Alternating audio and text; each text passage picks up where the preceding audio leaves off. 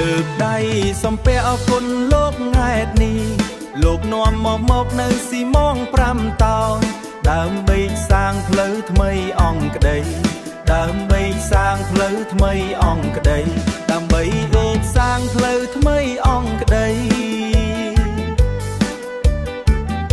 ក៏សាងចំណេះសម្រាប់កូនចៅយើងធ្ងន់ដូចថ្មតែស្រាលដោយទឹកចិត្ត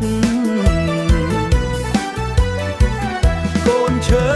300ដាំដុះលើដីផ្ដល់ម្លប់ត្រជាក់ដល់ក្មេងតូនចិត្តល្អដូចទន្លេហូរមិនចេះរីងចិត្តល្អដូចទន្លេហូរមិនចេះរីង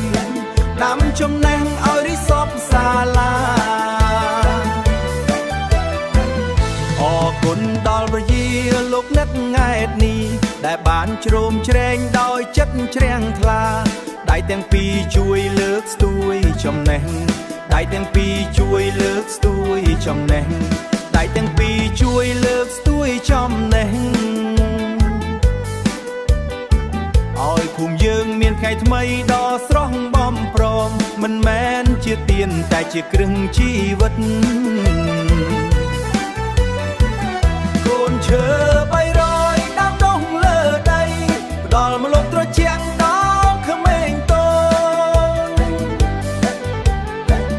ចិត្តល្អដូចទន្លេហូរមិនចេះរីងចិត្តល្អដូចទន្លេហូរមិនចេះរីងដាំចំណេះឲ្យរីសពសាលាសូមពុទ្ធពោ4ប្រការជួបលោកអាយុវណ្ណៈសុខៈពលៈអាយុវណ្ណៈសុខៈពលៈតំណទៅមុខអត់បីឃ្លាតឡើយអើយអត់បីឃ្លាតឡើយ